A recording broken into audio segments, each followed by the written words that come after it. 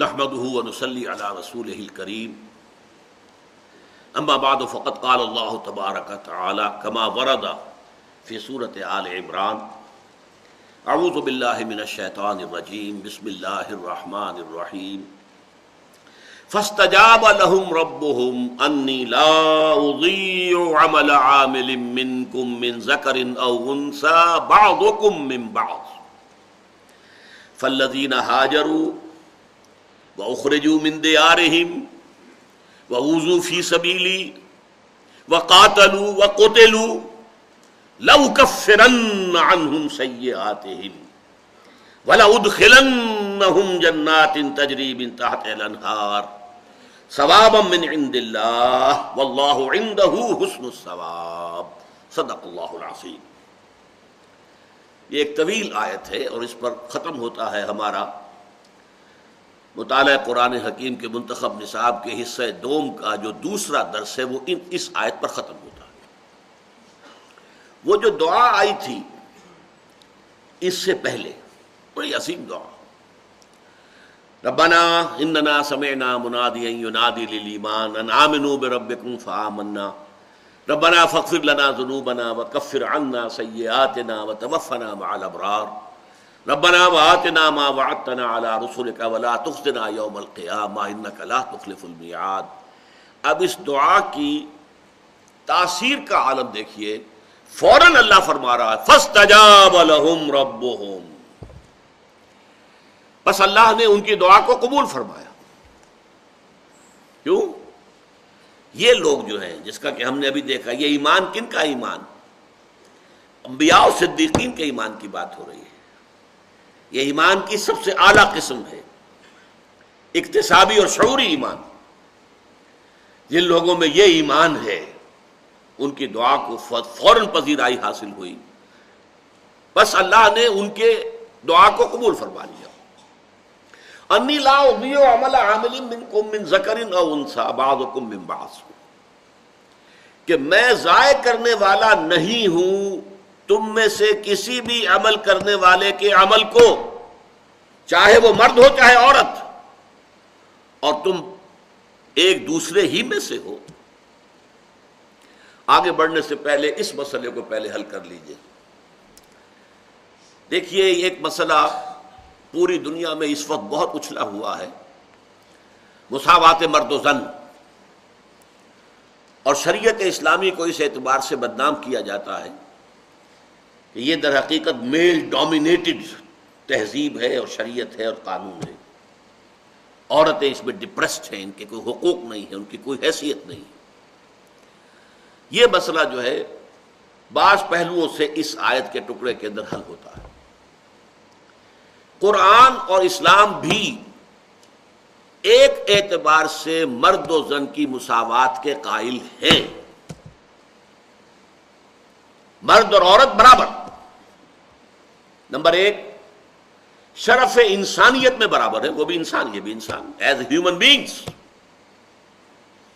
جو بھی انسانیت کا شرف ہے، بوتھ شیئر اٹ۔ مرد بھی انسان ہے، ہیومن بینگ ہے، ہومو سیپینس ہے، عورت بھی انسان ہے، ہیومن بینگ ہے، ہومو سیپینس ہے۔ نمبر دو، مورل لیول، اخلاقی اعتبار سے کوئی فرق نہیں مرد میں اور عورت میں۔ نیکی کی بلندیوں تک مرد بھی جا سکتے ہیں، نیکی کی بلندیوں تک عورتیں بھی جا سکتی ہیں۔ مردوں کے لیے جو ان کی اپنی کمائی ہوگی نیکی کی، صرف اسی سے اجر و ثواب ملے گا۔ عورتوں کے لیے صرف انہی کی جو اپنی کمائی ہوگی نیکی کی، اس میں سے حساب ملے گا، اس میں سے جزا ملے گی۔ نہ مرد کی نیکی عورت کو فائدہ دے گی، نہ عورت کی نیکی مرد کو فائدہ دے گی۔ یہ دوسری بات ہے، ایک دوسرے کے لیے دعا کی جائے، شفاعت جسے ہم کہتے ہیں، وہ دوسری بات ہے۔ لیکن اصل کیا ہے؟ لیس للانسان الا ما سعی، کسی انسان کے لیے نہیں ہے مگر صرف وہ شے جس کے لیے اس نے محنت کی ہے، جس کے لیے اس نے قربانی دی ہے، جس کے لیے اس نے مشقت کی ہے، سعی کی ہے۔ اس میدان میں بھی عورت اور مرد میں کوئی فرق نہیں، both are absolutely equal, absolutely equal, absolutely equal۔ Number 3، روحانی ترقی، اس میں بھی کوئی فرق نہیں ہے۔ مرد بھی صرف صدیقیت تک پہنچ سکتے ہیں اپنے اکتساب سے، نبوت اللہ کی طرف سے ملتی ہے، خود انسان حاصل نہیں کر سکتا۔ اس کو ہم کہتے ہیں نبوت وہبی ہے، اکتسابی نہیں ہے، اور بلکہ ہے نہیں کہنا چاہیے تھی، اب تو ختم ہوئی۔ نبوت کا دروازہ جو ہے 1400 برس پہلے بند ہو چکا ہے، خاتم النبیین ہے محمد الرسول اللہ صلی اللہ علیہ وسلم۔ لہذا نبوت وہبی تھی، اکتسابی نہیں تھی۔ اکتسابی مرحلہ سب سے اونچا درجہ صدیقین، اس میں مرد اور عورت بالکل برابر۔ حضرت مریم کو قرآن نے کہا امہ صدیقہ، حضرت مسیح کی والدہ حضرت مریم صدیقہ تھی۔ ہمارے ہاں یہ لفظ ایک تو خدیجۃ الکبریٰ رضی اللہ تعالیٰ عنہ کے لیے ہونا چاہیے، اگرچہ عام طور پر ہمارے ہاں اس کا استعمال ہوتا نہیں۔ خدیجۃ الکبریٰ، کبریٰ کس اعتبار سے کہا گیا ہے؟ الصدیقۃ الکبریٰ، سب سے بڑی صدیقہ جو ہے امت محمد صلی اللہ علیہ وسلم، وہ حضرت خدیجۃ الکبریٰ ہے رضی اللہ تعالیٰ۔ ویسے عائشہ صدیقہ رضی اللہ تعالیٰ عنہ، صدیقین تو بہت ہوتے ہیں، حضرت ابو بکر بھی صدیقین میں سے تھے، حضرت عثمان بھی صدیقین میں سے تھے، اور بھی تھے صدیقین میں سے بہت سے لوگ تھے، جیسے شہداء بہت سے تھے، صحابہ میں سے صدیقین بہت سے تھے، لیکن صدیق اکبر ابو بکر اور الصدیقۃ الکبریٰ حضرت خدیجہ رضی اللہ تعالی عنہ۔ تو یہ تین لیولز ایسے ہیں جن کے اوپر سمجھ لیجئے کہ مرد اور عورت کے درمیان کوئی فرق نہیں، بالکل برابری ہے، ایبسولیوٹ ایکویلٹی، جس کے لیے یہاں پر جو لفظ لائے گئے بڑے پیارے ہیں۔ بعضکم من بعض، تم ایک دوسرے میں سے ہی ہو نا۔ کس قدر پیارے الفاظ ہیں۔ ایک ہی باپ کے نطفے سے بیٹا بھی ہے، بیٹی بھی ہے، تو بیٹا کیسے بڑھیا ہو گیا اور بیٹی کیسے گھٹیا ہو گئی؟ ایک ہی ماں کے رحم میں پرورش پائی تھی بیٹے نے بھی بیٹی نے بھی، تو بیٹا کیسے بڑھیا ہو گیا اور بیٹی کیسے بڑھیا ہو گئی، گھٹیا ہو گئی؟ بعضکم من بعض، تم ایک دوسرے میں سے ہو۔ لہذا اس اعتبار سے فرق اور تفاوت کو اپنے ذہنوں سے نکالنا۔ البتہ معاشرے کی تنظیم کے اعتبار سے مرد اور عورت میں فرق ہے۔ معاشرے میں انسٹیٹیوشن آف فیملی کو مضبوط کرنے کے لیے ایک انسٹیٹیوشن ہے، and this is the basic unit of the society. ہمارا معاشرہ کیا ہے؟ خاندانوں کے جمع ہونے سے معاشرہ وجود میں آتا ہے نا۔ پاکستان کی آبادی اگر 14 کروڑ ہے اور ایک خاندان کو آپ ایوریج 7 آدمی اگر دیں تو 2 کروڑ خاندانوں پر مشتمل ہے پاکستان کا معاشرہ۔ جیسے کوئی فصیل 2 کروڑ اینٹیں لگی ہوئی، ہر اینٹ مضبوط ہوگی تو فصیل مضبوط ہوگی۔ لہذا اس خاندانی ادارے کو مضبوط کرنے کے لیے یہ لازم ہے کہ ہیڈ آف دی انسٹیٹیوشن جو ہے وہ کوئی ایک ہوگا، 2 تو نہیں ہو سکتے۔ یہ عقلی بات ہے، کسی ادارے کے 2 سربراہ نہیں، کسی کالج کے 2 پرنسپل ہو سکتے ہیں، پرنسپل ایک ہوگا، وائس پرنسپل آپ رکھ لیجئے۔ مینیجنگ ڈائریکٹر کسی فرم کا ایک ہوگا، 2 نہیں ہو سکتے۔ ڈائریکٹر 10 رکھے، 20 رکھے، 50 رکھے، رکھتے جائیے، کوئی پرواہ نہیں، مینیجنگ ڈائریکٹر ایک ہوگا۔ تو کوئی ادارہ، any institution, you have to have one on the top at the head, اوپر آپ کو ایک چاہیے۔ اب ظاہر بات ہے کہ اس میں غور طلب بات ہے کہ وہ مرد ہونا چاہیے یا عورت۔ اس کو آپ فزیولوجی، سائیکالوجی، ہر چیز کے حوالے سے طے کر لیں۔ سب جانتے ہیں ایوریج سائز مرد کا زیادہ ہے، عورت کا کم ہے، جسمانی طور سے۔ دماغ کا وزن ایوریج مرد کا زیادہ ہے، عورت کا کم ہے۔ مرد میں فعالیت ہے، عورت میں انفعالیت ہے، یہ نفسیاتی طور پر بات ہے۔ اس تمام حوالوں سے انسٹیٹیوشن کا ہیڈ جو ہے، ہیڈ آف دی فیملی، وہ مرد ہوگا۔ بس یہ فرق ہے۔ اس کے اعتبار سے شریعت کے قوانین میں فرق ہے۔ مرد طلاق دے سکتا ہے، عورت نہیں دے سکتی۔ عورت طلاق حاصل کرے گی، کسی کو درمیان میں ڈالے گی، بڑے بوڑھوں کو ڈالے گی، رشتہ داروں کو ڈالے گی، پنچوں کو ڈالے گی، عدالت میں جائے گی۔ وہ خود طلاق نہیں دے سکتی، مرد طلاق دے سکتا۔ مرد کو دوہرا حصہ دے دیا گیا وراثت میں عورت کو اکیلا. کیوں؟ مرد نے مہر دے کر شادی کرنی ہے، عورت کو مہر ملے گا شادی میں. مرد نے نان نفقے کی ذمہ داری اٹھانی ہے بیوی کی، اور بیوی کی ذمہ داری تو ہے ہی نہیں کہ شوہر کا نان نفقہ اس کے ذمہ ہو. اس اعتبار سے تو جان لیجئے کہ بالکل لاجیکل بات ہوتی کہ وراثت میں عورت کا کوئی حصہ نہ ہوتا. دس از دی ڈیمانڈ آف دی لاجک. اسلامی معاشرے کے اندر جہاں کفالت جو ہے فیملی کی وہ مرد کے ذمہ ہے، عورت کا کوئی اس کی ذمہ داری نہیں ہے. یہاں تک کہ عورت غنی ہے، فرض کیجئے اسے اپنے والدین سے وراثت کافی ملی ہے، لیکن وہ کہہ سکتی کہ میں اپنے مال میں سے کچھ خرچ نہیں کروں گی گھر پر. اٹس یور ریسپانسبلٹی، شوہر کو پورا کرنا ہے، عورت کی ذمہ داری نہیں. بلکہ ہمارے یہاں ایک مسئلہ ہے، اگرچہ اس میں فقہی اعتبار سے اختلافات بھی ہیں، لیکن ایک رائے یہ ہے شوہر اپنی بیوی کو زکوٰۃ نہیں دے سکتا، بیوی اپنے شوہر کو زکوٰۃ دے سکتی، اس لیے کہ بیوی تو شوہر کی لائبلٹی ہے ہی ہے، تو زکوٰۃ کائے کو دے گا؟ اسے تو خرچ کرنا ہی ہے. لہذا وہ اپنی زکوٰۃ نہیں دے سکتا بیوی کو. بیوی دے سکتی ہے، بیوی کے پاس کوئی مال ہے جو موروثی طور پہ ملا ہے، وراثت میں ملا ہے، زکوٰۃ والی ہے، صاحب نصاب ہے، شوہر غریب ہے، کمزور ہے، اسے زکوٰۃ دے سکتی. بعض کے نزدیک نہیں دے سکتی، لیکن بعض کے نزدیک دے سکتی ہے. یہ فرق جو ہے یہ انتظامی فرق ہے، ایڈمنسٹریٹو ڈفرینسز. کاش کہ یہ بات جو ہے ہم پر واضح ہو اور ہم پورے انشراح صدر کے ساتھ دنیا میں کھڑے ہو کر یہ بات کہہ سکیں. آج جو رو چل رہی ہے، دجالی فتنہ اپنے آخری دور میں شامل ہو چکا ہے، داخل ہو چکا ہے دجالی فتنہ. حدیث میں یہ ہے کہ آخری شے کہ جو دجال کی پیروی کرے گی انسانوں میں سے وہ عورتیں ہوں گی، گھروں سے نکلیں گی، بھاگیں گی. اہل ایمان مرد جو ہیں اپنی بیویوں، بہنوں، بیٹیوں کو پکڑ پکڑ کر گھروں کے اندر رکھنا چاہیں گے، اور وہ نکلیں گی اور بھاگیں گی، گھروں سے باہر جائیں گے، دجال کی پکار پر لبیک کہیں گے. آج ایک دجال ہے مغربی تہذیب، اور وہ جس طریقے سے عورتوں کو باہر نکالنے پر، اور اس دجال کا جو سب سے بڑا ایجنٹ آج ہماری حکومت بنی ہوئی، ہمارے خاندانی نظام کو تہو بالا کرنے کے لیے عورتوں کو لاؤ میدان کے اندر، اور پوری سرکاری مشینریز، پورے ذرائع ابلاغ اس کے اوپر فوکسڈ ہیں. اس لیے کہ یہ پروگرام دیا ہے ویسٹ نے.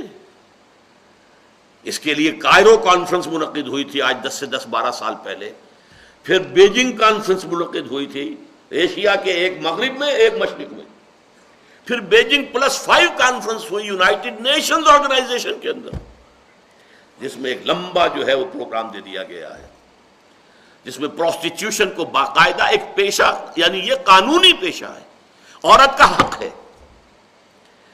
فلسفہ یہ ہے کہ جس طرح مرد جو ہے اپنے مسلز کو استعمال کرتا ہے، کسی چلا رہا ہے، اینٹیں ڈھو رہا ہے، عورت بھی اپنے جسم کو استعمال کرنے کی حقدار ہے، اس کے ذریعے سے کمائے. No difference. کیسے تم اسے کہتے ہو وہ غلط کام کر رہی ہے، برا کام کر رہی ہے؟ فلسفہ ہے یہ. اور یہ فلسفہ کہاں سے آ رہا ہے؟ یونائٹڈ نیشنز کی اسمبلی سے آ رہا ہے. یہ تباہی ہے کہ جو آ رہی ہے دنیا میں اس وقت. بہرحال میں نے اس میں واضح کیا ہے، کاش کہ ہمارے اندر اعتماد پیدا ہو اسلامی تعلیمات پر. البتہ یہ ہے کہ عورت جو ہے وہ اس اعتبار سے گھٹیا نہیں ہے، وہ انسان ہے، شرف انسانیت میں برابر کی شریک ہے، مورل اخلاقی سطح پر وہ مرد کے برابر ہے. روحانی ترقی میں شیخ عبد القادر جیلانی اگر ہو سکتے ہیں تو رابعہ بصریہ بھی ہو سکتی ہیں رحمت اللہ علیہما. میدان کھلے ہوئے ہیں. صدیق اکبر ہو سکتے ہیں تو صدیقۃ الکبریٰ بھی ہو سکتی ہیں حضور ہی کے امتیوں کے اندر. البتہ انتظامی اعتبار سے قانونی سطح پر فرق ہے، لیکن یہ جیسا کہ میں نے کہا ایڈمنسٹریٹو فرق ہے، مینجمنٹ کا فرق ہے. اس کے بغیر خاندانی ادارے کا استحکام نہیں ہے. بہرحال یہ آج کے درس کے اعتبار سے جملہ معترضہ تھا، چونکہ یہاں پر بہت اہم بات آئی. فاستجاب لهم ربهم، تو دعا قبول کر لی ان کے رب نے ان کی. انی لا اضیع عمل عامل منکم، میں تو تم میں سے عمل کرنے والوں میں سے کسی کے عمل کو بھی ضائع کرنے والا نہیں ہوں، خواہ وہ عمل کرنے والا مرد ہو یا عمل کرنے والی عورت ہو. من ذکر او انثی بعضکم من بعض، تم سب ایک دوسرے ہی میں سے ہو. ایک ہی باپ کے نطفے سے بیٹا بھی بیٹی بھی، اور ایک ہی ماں کے رحم میں پرورش پائی ہے، باپ بیٹے نے بھی اور بیٹی نے بھی۔ اور اس میں تو خاص طور پر ایک بات جو مسلمانوں کو سوچنی چاہیے، ہمارے بھی ذہنوں میں ہوتا ہے بیٹا ہو تو بڑی مبارکباد، بڑی خوشیاں، بہت شادیانے، اور بیٹی ہو تو ذرا ایک طرح سے بہت ہی افسوس کی سی فضا پیدا ہو جاتی ہے۔ یہ اسلام کی تعلیمات کے خلاف ہے، ہم کرتے ہیں تو بالکل خلاف کرتے ہیں۔ اور اس میں سب سے بڑی دلیل سوچئے، اللہ کی محبوب ترین شخصیت محمد الرسول اللہ صلی اللہ علیہ وسلم، انہیں اللہ نے بیٹیاں دی ہیں، بیٹے نہیں دیے، بیٹیاں چار چار، بیٹے دیے تو بچپن کے اندر ہی دونوں اٹھا لیے شروع میں، اور ایک آخر میں آیا حضرت ابراہیم ماریہ قبطیہ کے بطن سے، اسے بھی اٹھا لیا۔ اس اعتبار سے گھٹیا شے نہیں، انسان ہے، اس کی قدر و قیمت، اس کی عزت نفس، اس کا ایک لیگل سٹیٹس ہے۔ جیسا کہ میں نے کہا وراثت میں حصہ دیا گیا ہے، اگرچہ اسلام کے پورے معاشرتی اور اقتصادی نظام کے حوالے سے دیکھا جائے تو لاجک یہ ہے کہ کوئی حصہ نہ ہو عورت کا۔ مرد شادی کرتا ہے تو اسے مہر ادا کرنا ہوتا ہے، لڑکی کی شادی ہوتی ہے اسے مہر ملتا ہے۔ یہ دوسری بات ہے، ہمارے ہاں وہ مہر لڑکی کو پہنچتا ہی نہیں، بیچی میں کھایا پیا جاتا ہے یا دیا ہی نہیں جاتا، وہ صرف لکھنے میں آتا ہے کاغذ کے اوپر۔ یہ تو پھر ہماری غلط پریکٹسز ہیں۔ اس اعتبار سے صحیح بات یہی ہے کہ ہم اسلام کی صحیح تعلیمات پر عمل نہیں کر رہے،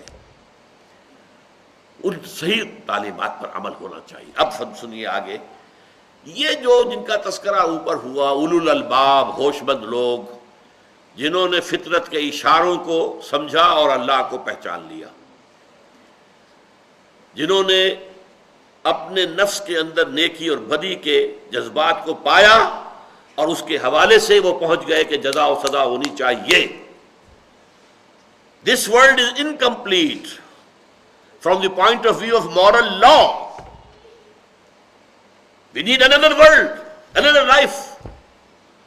یہاں فزیکل لا مکمل ہے، سنکھیا کھائیں گے آپ مر جائیں گے، چاہے بھول کر کھایا ہو، چاہے آپ نے اسے کچھ اور شے سمجھا ہے، ہلدی سمجھا تھا، ہلدی کی گانٹ سمجھی تھی، اس نے منہ میں رکھ لی تھی، وہ سنکھیا تھا تو مر جائیں گے۔ نہ آپ کی نیت سے اس میں کوئی بحث ہوگی، کسی چیز سے کوئی تعلق نہیں، لیکن آپ جھوٹ بولیں گے تو کچھ نہیں ہوگا، آپ کسی کا مال ہڑپ کریں گے تو پیٹ میں درد بھی نہیں ہوگا۔ تو مورلی یہ دنیا نامکمل ہے، انگارہ زبان پر رکھیے چل جائے گی، جھوٹ بولیے کوئی آبلہ نہیں پڑے گا، تہمت لگا دیجئے کسی کے اوپر، خوش کیجئے، لیکن اس مورل لائف کے لیے، مورل نتائج کے لیے دوسری دنیا ہونی چاہیے۔ اور پھر جب ان کے کانوں میں آواز آئی کسی نبی کی یا نبی کے امتی داعی کی، یہ بھی نوٹ کر لیجئے، ہمارا تصور شاید یہی ہے کہ صرف انبیاء ہی کی دعوت نہیں، حضور کے اپنے زمانے میں جیسا کہ میں نے ابھی مثال دی تھی، جیسے ہی کوئی شخص ایمان لاتا تھا فوراً داعی بن جاتا تھا۔ وَالْعَصْرِ إِنَّ الْإِنسَانَ لَفِي خُسْرٍ إِلَّا الَّذِينَ آمَنُوا وَعَمِلُوا الصَّالِحَاتِ وَتَوَاصَوْا بِالْحَقِّ۔ ایمان اور اپنے ذاتی عمل کے بعد فوراً وصیت شروع کر دو حق کی، تبلیغ شروع کر دو حق کی، حق کا بول بالا کرنے کے لیے۔ یہ لازمی تقاضا ہے، جیسا کہ ہم پڑھ چکے ہیں پہلے سبق میں کہ یہ 4 لازمی شرائط ہیں، prerequisites of salvation, 4 prerequisites of salvation. اور امام راضی کا آج تذکرہ ہوا تھا تو میں دوبارہ انہی کا جملہ سناتا ہوں۔ هذه الآية فيها وعید شدید، یہ آیت جو ہے الا الذین آمنوا وعملوا الصالحات وتواصوا بالحق وتواصوا بالصبر، اس میں تو بڑی شدید وعید ہے، بأن اللہ تعالی حکم بالخسار، کہ اللہ تعالیٰ نے تو خسارے کا فیصلہ کر دیا، تباہی بربادی کا فیصلہ کر دیا، لجمیع الناس، تمام انسانوں کے لیے، الا من کان آتیا بہذہ الاشیاء الاربعۃ، سوائے ان کے جو ان 4 شرطوں کو پورا کرے، وہی الایمان، پہلے ایمان، دوسرے والعمل الصالح والتواصی بالحق والتواصی بالصبر۔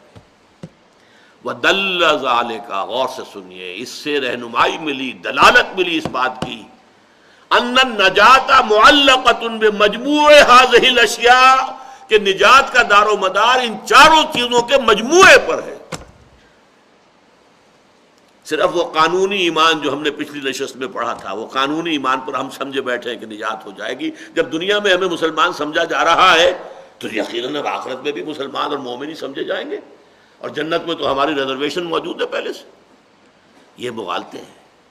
تلک امانیہم قل ہاتوا برہانکم ان کنتم صادقین۔ لیکن وہ لوگ کہ جنہوں نے فطرت کے اشاروں سے اللہ کو پہچانا، پھر اپنی فطرت کے اشارے سے مزید تدبر کرتے ہوئے، عقل سے کام لیتے ہوئے آخرت کو پہچانا، پھر نبی کی دعوت پر لبیک کہا، اب یہ لوگ، یہ انسانیت کا کریم ہے۔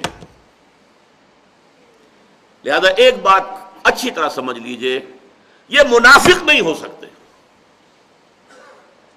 یہ نہیں ہو سکتا کہ مانے کچھ اور کریں کچھ اور، حق کو حق تسلیم کریں، اسے پامال دیکھیں، اسے مغلوب دیکھیں، اور ان کا خون جوش نہ کھائے، اور وہ کچھ کرنے کے لیے تیار نہ ہو کہ حق کا بول بالا ہو۔ یہ منافق ہوتا ہے۔ ہمیشہ ہر معاشرے کے اندر اور ہر کسی بھی انقلابی دعوت کے مقابلے میں رد عمل کے طور پر تین کردار ہمیشہ سامنے آتے ہیں، ہمیشہ۔ جب حضور کی اپنی دعوت جو ہے وہ اس سے مستثنا نہیں، تو اور کون سی دعوت مستثنا ہوگی؟ اگر وہاں منافقین تھے تو یہاں کیوں نہیں ہوں گے؟ تین ہوتے تھے، ایک وہ جن کو قرآن کہتا ہے سورہ توبہ میں، السابقون الاولون من المہاجرین والانصار والذین اتبعوہم باحسان رضی اللہ عنہم ورضوا عنہ۔ یہ وہ لوگ ہوتے ہیں جنہوں نے حق کو قبول کیا، تو اب ہرچہ بعد آباد جو ہو سو ہو، جان جاتی ہے جائے، مال جاتا ہے جائے، ہرچہ بعد آباد ماں کشتی درآب انداختیم، ہم نے تو اپنی کشتی جو ہے دریا میں ڈال دی۔ اب یہ کشتی تیرے گی تو ہم تیریں گے اور جئیں گے، یہ کشتی ڈوبے گی تو ہم ساتھ ہی ڈوبیں گے۔ ہم اس کشتی کو چھوڑ کر بھاگنے والے نہیں ہیں، ہرچہ بعد آباد جو ہو۔ یہ ایک کردار ہوتا ہے۔ دوسرا کردار اس کے برعکس ہوتا ہے، جو مخالفت میں اڑ جاتا ہے، ڈٹ جاتا ہے، اپنے باطل نظام کو، باطل اعتقادات کو، باطل نظریات کو پروٹیکٹ کرنے کے لیے میدان میں آ جاتا ہے، مقابلے میں آ جاتا ہے۔ جیسے ابو جہل آ گیا، ابو لہب آ گیا، ولید بن مغیرہ آ گیا، عقبہ ابن ابی معیط آ گیا۔ یہ سب کون ہیں؟ یہ بالکل اپوزٹ کیٹیگری ہے، لیکن یہ کھلے دشمن ہیں، سامنے سے وار کرتے ہیں، ان سے بچنا آسان ہے۔ ایک تیسری کیٹیگری ہوتی ہے ان بٹوین، کچھ مانا بھی لیکن کچھ کرنے کو تیار نہیں، جان پیاری ہے، مال پیارا ہے، بچ بچ کے چلو، سیفٹی فرسٹ، اپنا تحفظ، اپنی جان کا، اپنے مال کا۔ یہ ان دونوں کے بین بین، اور چونکہ اندیشہ ہوتا ہے اس کشمکش میں، کچھ پتہ نہیں یہ اہل ایمان جیت جائیں تو بھائی ان سے بھی بنا کر رکھو، اپنے آپ کو مسلمانوں میں شامل کیے رکھو۔ اگر یہ جیت گئے، اور اگر کیا کافر جیت جائے، ان سے بھی دوستیاں رکھو، گڈ آفیسز اپنے برقرار رکھو، اگر وہ جیت گئے تو کیا ہوگا؟ یہ منافق کہلاتے ہیں۔ مذبذبین بین ذالک، سورہ نساء میں بڑی پیاری آیات آئی ہیں۔ ایک ادھر ہے مومنین صادقین، السابقون الاولون من المہاجرین والانصار والذین اتبعوہم باحسان رضی اللہ عنہم ورضوا عنہ، وہ ادھر ہے۔ ایک وہ ہے ان الذین کفروا سواء علیہم انذرتہم ام لم تنذرہم لا یؤمنون۔ یہ لوگ کفر پر اڑ گئے ہیں، محمد کتنی بھی آپ تبلیغ کر لیں انہیں، یہ ایمان لانے والے نہیں ہیں۔ ابو جہل ماننے والا نہیں ہے، ابو لہب ماننے والا نہیں ہے، نہیں مانے گی۔ یہ تو کشاکش ہے، ہوگی ان دونوں کے مابین۔ البتہ بیچ میں مذبذبین بین ذالک، ان دونوں کے مابین کچھ ادھر بھی کچھ، اسی لیے دو منہ ہم کہتے ہیں۔ منافق کا لفظ بنا اسی سے ہے، نفق کہتے ہیں سرنگ، سرنگ کے دو منہ ہوتے ہیں۔ محل کے اندر سے سرنگ بنی جاتی ہے، کہیں جنگل میں جا کے کھلتی ہے کہ اگر قبضہ ہو جائے دشمن کا اور دشمن محل میں داخل ہو جائے تو بھاگے اس سرنگ کے ذریعے سے، نکلے وہاں سے۔ تو دو منہ ہوتے ہیں اس کے، نفق سرنگ کو کہتے ہیں، نافقہ کہتے ہیں گوہ ایک بل بناتا ہے اپنا، ایک جانور ہے، اس کا شکار کرتے ہیں کتوں کے ذریعے سے، عرب کے اندر اس کا گوشت کھایا جاتا ہے۔ ہمیں تو خیر اس کو دیکھ کر گھن سی آتی ہے، لیکن ہر معاشرے کا معاملہ ہوتا ہے۔ یوں سمجھیے بہت بڑی سی چھپکلی ہے وہ، لیکن گوہ کا گوشت کھایا جاتا ہے۔ تو اس کا شکار کرتے ہیں. وہ بھی اتنا ہوشیار جانور ہے, وہ اپنے جو نیچے بھٹ بناتا ہے زیر زمین, اس کے دو منہ رکھتا ہے, ادھر بھی ادھر بھی. ادھر سے کتا داخل ہو تو ادھر سے نکل کے بھاگ جائے, ادھر سے کتا آئے تو ادھر سے بھاگ جائے. یہ منافقین ہوتے ہیں. ان کے ساتھ بھی بنا کر رکھو, ان سے بھی بنا کر رکھو.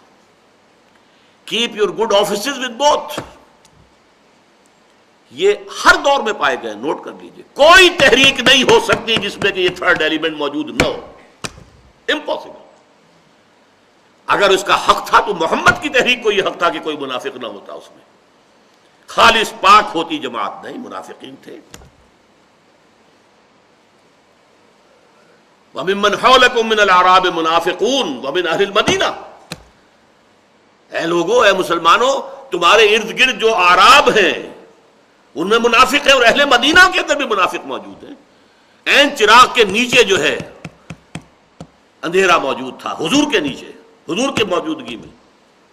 تو یہ جان لیجئے, یہ میرا ایک جملہ میں واضح کرنا چاہتا ہوں کہ جس ایمان کی ہم نے یہ بحث کی ہے, ان فی خلق السماوات والارض واختلاف اللیل والنہار لآیات لأولی الالباب الذین یذکرون اللہ قیاما وقعودا وعلی جنوبہم ویتفکرون فی خلق السماوات والارض ربنا ما خلقت ھذا باطلا سبحانک فقنا عذاب النار ربنا انک من تدخل النار فقد اخزیتہ وما للظالمین من انصار ربنا اننا سمعنا منادیا ینادی للایمان ان آمنوا بربکم فآمنا ربنا فاغفر لنا ذنوبنا وکفر عنا سیئاتنا وتوفنا مع الابرار ربنا وآتنا ما وعدتنا علی رسولک ولا تخزنا یوم القیامہ. یہ لوگ منافق نہیں ہو سکتے. ان کا کردار اب کیا آ رہا ہے؟ فاستجاب لهم ربهم انی لا اضیع عمل عامل منکم من ذکر او انثی بعضکم من بعض فالذین ہاجروا, وہ لوگ جنہوں نے ہجرتیں کی, گھر بار چھوڑے اللہ کے لیے, اللہ کے دین کے لیے.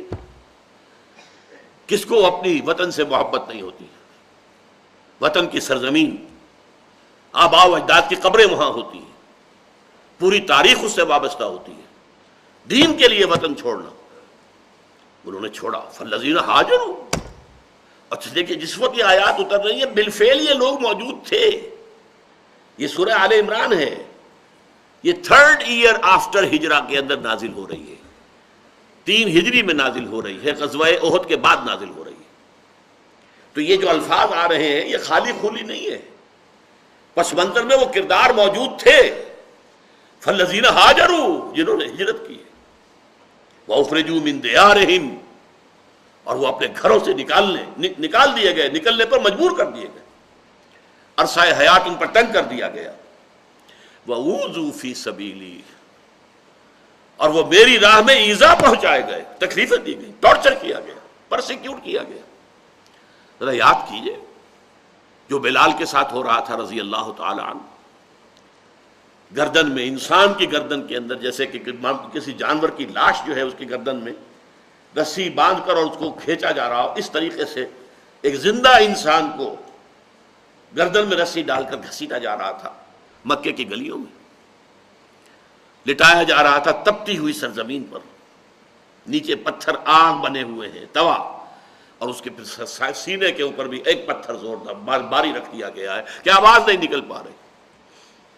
پھر بھی کہہ رہے ہیں احد احد, ایک ہی کو مانتا ہوں, اسی کو مانتا ہوں جس کی گواہی پورے آفاق و انفس سے مجھے مل رہی ہے, اور کسی کو ماننے کے لیے تیار نہیں. خباب بن الارت, دیکھتے ہوئے انگارے زمین پر بچھائے گئے, اتارو کرتا, اتار دیا, لیٹ جاؤ, لیٹ گئے. اس پر میری تقریریں آج تک جمعے میں ہو رہی ہیں.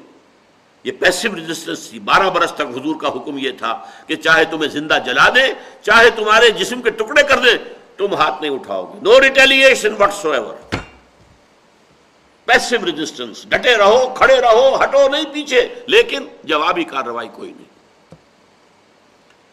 حضرت سمیہ اور حضرت یاسر دونوں کو تو شہید ہی کر دیا, ٹارچر, بدترین ٹارچر کر کے, بدترین ٹارچر. تو فالذین ہاجروا. اچھا اب یہاں بھی دیکھیے, ان میں سے ہر کام کے اندر مردوں کے ساتھ عورتیں شریک ہیں. ہجرت ہوئی تھی, پہلی ہجرت جو ہوئی تھی حبشہ کی طرف, مرد بھی گئے, عورتیں بھی گئیں. حضرت عثمان بھی گئے رضی اللہ تعالی عنہ، اور ان کے ساتھ حضرت رقیہ حضور کی صاحبزادی لخت جگر وہ بھی گئی۔ تو ہجرت کرنے میں مرد ہی مرد نہیں تھے، عورتیں بھی تھیں۔ حضرت ام حبیبہ ابو سفیان کی بیٹی، قریش کے سردار کی، کافر اور مشرک جو اس وقت تک تھا، وہ بھی گئی، ان کے شوہر بھی گئے۔ ہجرت میں بھی شریک تھی عورتیں، اس ٹارچر میں بھی، وضو فی سبیلی، اس کے اندر حضرت سمیہ بھی شریک ہے، حضرت یاسر بھی شریک ہے، شوہر بھی ہے، بیوی بھی ہے، دونوں کو ٹارچر بدترین کیا گیا۔ بلال اور ابو فقیہ کے ساتھ جو کچھ ہوا ہے، خباب بن عرض کے ساتھ، وہی زنیرہ اور دوسری جو کنیزیں تھیں، بانیاں تھیں، اور وہ ایمان لے آئی تھی، وہی کچھ ان کے اوپر ستم کے پہاڑ توڑے گئے۔ فالذین ہاجروا واخرجوا من دیارہم ووذوا فی سبیلی، میری راہ میں انہیں ایذائیں پہنچائی گئی۔ وقاتلوا وقتلوا، آخری مرحلہ جو کہ ہجرت کے بعد شروع ہوا، انہوں نے قتال کیا اللہ کی راہ میں 8 مہم میں غزوہ بدر سے پہلے، اور پھر جب یہ آیتیں نازل ہو رہی ہیں تو غزوہ بدر بھی ہو چکا ہے، غزوہ احد بھی ہو چکا ہے، تب یہ آیتیں نازل ہو رہی ہیں۔ تو میں نے عرض کیا تھا کہ ریفرنس ٹو دی کانٹیکسٹ، تاریخ جو ہے پیچھے کیا ہے موجود ہے، یہ ساری چیزیں، یہ خالی الفاظ نہیں ہے، ریٹرک نہیں ہے، یہ تو پوری تاریخ، پورا نقشہ، پورا کا پورا جو ہے ماحول کے اندر موجود تھا۔ وَقَاتَلُوا وَقُتِلُوا لَأُكَفِّرَنَّ عَنْهُمْ سَيِّئَاتِهِمْ۔ اب میں اتنا زور دے کر اس لیے پڑھ رہا ہوں تاکہ آپ کو کچھ اندازہ ہو اس میں کتنا زور ہے۔ عربی زبان میں کسی شے میں تاکید پیدا کرنے کا اس سے زیادہ کوئی اسلوب نہیں ہے۔ سأضربہ، میں اسے ماروں گا، لأضربنہ، میں اسے لازماً ماروں گا۔ یہ ہے پہلے لام آئے، لام مفتوح، اور آخر میں نون تشدید کے ساتھ۔ یہاں دونوں الفاظ جو آ رہے ہیں، لَأُكَفِّرَنَّ عَنْهُمْ سَيِّئَاتِهِمْ، میں لازماً دور کر دوں گا ان سے ان کی برائیوں کو۔ یہاں پر میں پہلے بھی بیان کر چکا تھا، آج پھر سن لیجئے۔ تکفیر سیئات کا کیا مطلب ہے؟ برائیوں کو دور کر دینا۔ کفارہ کا لفظ میں آپ کو بتا چکا ہوں، کوئی گناہ کیا اس کا کوئی کفارہ ادا کیا، توبہ سب سے بڑا کفارہ، اور فرمایا گیا کہ جو شخص توبہ کرتا ہے کسی گناہ سے، صحیح توبہ ہو، تو اس کے نامہ اعمال سے اس گناہ کے کو دھو کر نیکی کا اندراج ہو جاتا ہے۔ سورہ الفرقان میں فرمایا الا من تاب وآمن وعمل عملا صالحا، تو اللہ تعالیٰ ان کی برائیوں کو بدل دے گا بھلائیوں کے ساتھ۔ یہ ہے تکفیر سیئات۔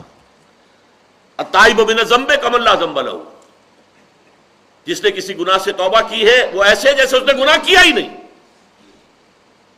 ہم بخشنے کو تیار نہیں ہوتے، اللہ تعالیٰ بڑا بخشش کرنے والا، بڑا رحم فرمانے والا۔ یہاں تک اللہ کو اپنے کسی گناہگار بندے کی توبہ سے اتنی خوشی ہوتی ہے، اتنی خوشی ہوتی ہے، اتنی خوشی ہوتی ہے، اس کی تشبیہ بیان کی ہے، ذرا غور کیجئے۔ یہ تصور کرو کہ اگر کوئی شخص لقودق صحرا میں سفر کر رہا ہے، تنہا اونٹ پر ہے، ایک اونٹ ہے خود ہے، اسی اونٹ پر پانی کی چھاگل بھی لٹکی ہوئی تھی، اس کا کھانا بھی تھا۔ تھوڑی دیر سستانے کے لیے ایک درخت کے سائے میں بیٹھ گیا، آنکھ لگ گئی، جب آنکھ کھولی تو دیکھا اونٹ نہیں ہے، غائب۔ دوڑا مشرق مغرب شمال جنوب ادھر ادھر، اونٹ کا نام و نشان نہیں۔ اب آپ اندازہ کیجئے، صحرا، لقودق صحرا، پانی کا آس پاس کہیں نشان نہیں، پانی بھی اسی اونٹ پر تھا، کھانا بھی اسی پر تھا، اسی پر سفر کر سکتا تھا۔ تھک ہار کر موت کے انتظار میں بیٹھ جاتا ہے اسی درخت کے نیچے کہ اچانک دیکھتا ہے کہ اونٹ موجود ہے، بولٹ فرام دی بلو، کہیں سے اللہ تعالیٰ کی قدرت سے وہ اونٹ موجود ہو گیا۔ تو وہ کہنا اب یہ چاہتا ہے، اے اللہ میں تیرا بندہ ہوں، تو میرا رب ہے، تیرا بڑا احسان ہوا مجھ پر، لیکن فرط خوشی میں مسرت کی وجہ سے اتنا اس کے اوپر غلبہ ہوتا، کہتا ہے اے اللہ تو میرا بندہ، میں تیرا رب ہوں۔ حضور فرماتے ہیں جتنی اس شخص کو خوشی ہوئی ہے اپنے اونٹ کے ملنے سے، اس سے کہیں زیادہ خوشی ہوتی ہے اللہ کو اپنے کسی بندے کی توبہ کرنے سے۔ اور توبہ کے نتیجے میں دو کام ہوتے ہیں، تکفیر، دھو دینا، چھپا دینا۔ کفر کے معنی یہ بھی ہے، جیسے کہ کفار کا لفظ آتا ہے کسان کے لیے کہ وہ بیج کو چھپا دیتا ہے مٹی کے اندر تاکہ پھر وہاں سے وہ پودا نکلتا ہے، اسی طریقے سے یہ کفار جو ہے، عجب الکفار نباتہ ثم یہیج فتراہ مصفرا ثم یکون حطاما، سورہ حدید کی آیت۔ جس نے وہ بیج چھپائے تھے، جب وہ کھیتی اپجتی ہے تو اس کا دل باغ و بہار ہو جاتا ہے، دیکھتا ہے لہرا رہی فصل۔ کفار کا لفظ آیا کس کے لیے؟ کسان کے لیے، اس لیے کہ اس نے بیج کو چھپایا تھا۔ اس معنی میں دو طرف ہے یہ تکفیر، کفارہ۔ نمبر ایک، دامن سے، دامن کردار، ظاہر بات ہے یہ سب کے سب ہمیشہ سے نیک تو نہیں تھے نا۔ کیا حضرت عمر ہمیشہ سے نیک تھے؟ نہیں، ان کی ذات کی توہین مقصود نہیں ہے، اچھی طرح سمجھ لیجئے۔ ایمان لانے سے پہلے عمر میں اور ابو جہل میں کوئی فرق نہیں تھا۔ تب متکبر، ہر وقت لڑنے بھیڑنے کے لیے تیار، راہ چالتے کندھا مارنا، یہ ان کا پہلوان۔ طاقت جو ہے وہ اپنا ظہور چاہتی ہے، آپ کے اندر طاقت ہے تو آپ چلتے چلتے دیوار کو بھی کندھا دینے کو جو ہے کندھا مارنے کی کوشش کرتے ہیں۔ اس قسم کے آدمی تھے، شرابی تھے، سب کچھ تھا۔ کتنے شرابی تھے صحابی، کتنے تھے جو میں نے آج ہی آپ کو بتایا تھا پچھلی نشست میں۔ وہ لوگ بھی تھے کہ جن کو 50 سال ہو گئے تھے شراب پیتے ہوئے۔ لیکن اب اللہ تعالیٰ ایک تو ان کے دامن سے ان برائیوں کو دور کر دے گا، یہ تو گویا ان کی سیرت کو پاک کر دینا، دھو دینا، صاف کر دینا گناہ سے۔ اور نمبر دو، ان کے دامنے، ان کے نامہ اعمال میں جو اندراج تھا بدیوں کا، برائیوں کا، خرابیوں کا، گناہوں کا، ظلم کا، سب دھو دے گا۔ لَأُكَفِّرَنَّ عَنْهُمْ سَيِّئَاتِهِمْ، میں لازماً ان سے ان کی برائیوں کو دور کر دوں گا۔ وَلَأُدْخِلَنَّهُمْ جَنَّاتٍ تَجْرِي مِن تَحْتِهَا الْأَنْهَارُ، اور میں لازماً داخل کروں گا انہیں ان باغات میں جن کے نیچے ندیاں بہتی ہوں گی۔ یہ ترجمہ چونکہ تحت کا لفظ آیا ہے اس لیے نیچے کا ترجمہ آپ ہمیشہ قرآن مجید میں دیکھیں گے، مراد اس سے کیا؟ دامن میں ندیاں بہتی ہوں۔ جو نیچرل گارڈن ہوتا ہے، نیچرل گارڈن، ایک تو یہ جو آپ نے لگایا، یہ جو باغ ہے آپ کا شالامار باغ، یہ نیچرل نہیں ہے، یہ لگایا گیا، بنایا گیا ہے، لیولز بنائے گئے ہیں۔ لیکن جیسے ایک نیچرل باغ کا نقشہ اگر دیکھنا ہو تو وہ لارنس گارڈن ہے، پہاڑیاں ہیں، درمیان میں جگہ ہے۔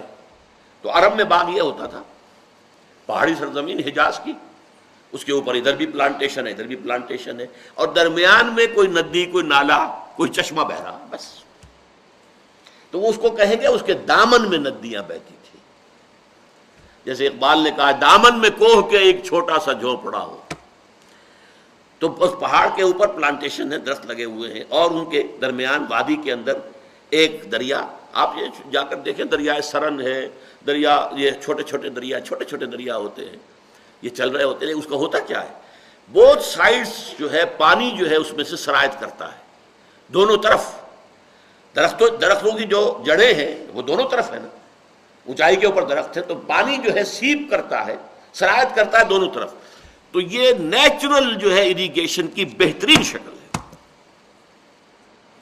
ہماری جو آرٹیفیشل اریگیشن ہے نہروں کے ذریعے، اس میں آپ کو معلوم ہے واٹر لاگنگ پیدا ہوتی ہے اور کیا کیا پیدا ہوتا ہے، اس کے اندر کوئی نہیں ہو۔ اسی وجہ سے اگر کبھی آپ کا گزر ہو تو پاکستان کا زرخیز ترین علاقہ ضلع مردان ہے، پہاڑی انداز ہے، چھوٹی چھوٹی ندیاں بہہ رہی ہیں، زرخیز ترین، نیچرل۔ وہاں کوئی نہریں نہیں ہیں، نہریں کہاں بنیں گی اس پہاڑی علاقے کے اندر، لیکن بہترین۔ فرمایا وَلَأُدْخِلَنَّهُمْ جَنَّاتٍ، جنت کو جنات یہ کیوں کہتے ہیں اس کو بھی سمجھ لیجئے۔ جیم نون نون، جن، یہ کہتے ہیں مخفی شے کو، چھپی ہوئی شے۔ جن وہ ہے جسے ہم دیکھ نہیں سکتے۔ جنت بھی وہ ہے جہاں درختوں نے زمین کو چھپا دیا ہوتا ہے۔ اوپر ہریاول ہے، پلانٹیشن ہے، درخت ہے، زمین نظر نہیں آ رہی اب، تو زمین چھپ جاتی ہے اس کے نیچے، وہ جنت ہے۔ وَأُدْخِلَنَّهُمْ جَنَّاتٍ تَجْرِي مِن تَحْتِهَا الْأَنْهَارُ، ان باغات کے نیچے جن کے دامن میں ندیاں بہتی ہوں گی، ثوابا من عند اللہ، یہ بدلہ ہوگا، ثواب ہوگا۔ ثواب کہاں سے بنا؟ ثوب، جس طرح میرے جسم کے ساتھ میرا کپڑا جو ہے چمٹا ہوا ہے، ایسے ہی عمل کے ساتھ اس کی جزا چمٹی ہوئی ہے، نظر نہیں آ رہی تمہیں۔ تم جو حرام خوری کر رہے ہو اس کے ساتھ عذاب ہے، اس وقت محسوس نہیں ہو رہا، وہ آخرت میں جا کر نظر آ جائے گا۔ آگ ہے، جو فرمایا ما یاکلون فی بطونہم الا النار، وہ اپنے پیٹوں کے اندر جو حرام خوری کرتے ہیں، یتیم کا مال ہڑپ کرتے ہیں، وہ اپنے پیٹوں میں انگارے بھر رہے ہیں، ان انگاروں کی حدت یہاں نظر نہیں آ رہی، محسوس نہیں ہو رہی۔ وہ شوگر کوٹڈ ہیں، انسولیٹڈ ہیں، وہی ظاہر ہو جائیں گے قیامت کے اندر، آخرت کے اندر۔ تو ثوب جیسے کپڑا جسم کے ساتھ لگا ہوا ہے، ایسے ہی عمل کے ساتھ نیکا ہے، نیک عمل ہے تو اس کی جزا اس کے ساتھ چمٹی ہوئی ہے، ظاہر ابھی یہاں نہیں ہوگی، وہاں ہوگی۔ بدی ہے، برائی ہے، اس کی سزا اس کے ساتھ چمٹی ہوئی موجود ہے، اگرچہ محسوس اور ظاہر یہاں نہیں ہوگی، وہاں ہوگی۔ واللہ عندہ حسن الثواب، اور سن لو کہ اللہ ہی کے پاس ہے اچھا بدلہ۔ یہ بڑا، اب وقت ختم ہو گیا ہے لیکن نوٹ کر لیجئے، اس میں ایک بڑا تعریض ہے۔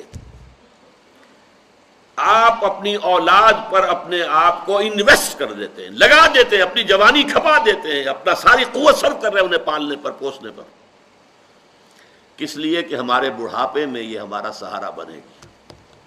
امید ہوتی ہے بسا اوقات اولاد سرکش ہو جاتی ہے۔ ابھی CNN پر میں دیکھ رہا تھا، امریکہ میں 2 چھوٹے چھوٹے بچوں نے اپنے باپ کو قتل کیا ہے۔ باسکٹ کا، وہ جو ان کے یہاں بیس بال کا بلہ تھا، اس سے مارا سوتے ہوئے، اس کے سر کو کچل دیا، مار دیا، پھر جلا دیا۔ وہ اولاد ہے، اولاد ہے جو سینہ تان کر کھڑی ہو جاتی ہے۔ تو بدلہ نہیں ہے کسی کے پاس، بدلہ صرف اللہ کے پاس ہے۔ اولاد پر جو بھی کچھ خرچ کر رہے ہو، صرف کر رہے ہو، وہ ان کا حق سمجھ کر دو، اللہ نے تمہارے ذمہ لگایا ہے، ضرور خرچ کرو ان پر، ضروریات، ان سے کسی بدلے کی امید مت رکھنا۔ واللہ عندہ حسن الثواب، یہ ہے جسے کہتے ہیں اسلوب حصر، اچھا بدلہ صرف اللہ کے پاس ہے۔ وہ وقت جو اللہ کے دین کی خدمت میں لگ گیا ہو، وہ قوت اور وہ صلاحیت جو اللہ کے دین کی نصرت میں صرف ہوئی ہو، وہ ہے جس کا بدلہ ملے گا اصل میں، جس کے بارے میں امید بھی کرے اور جس کے بارے میں اعتماد بھی رکھے۔ واللہ عندہ حسن الثواب۔ بارک اللہ لی ولکم فی القرآن العظیم ونفعنی وإیاکم بالآیات والذکر الحکیم۔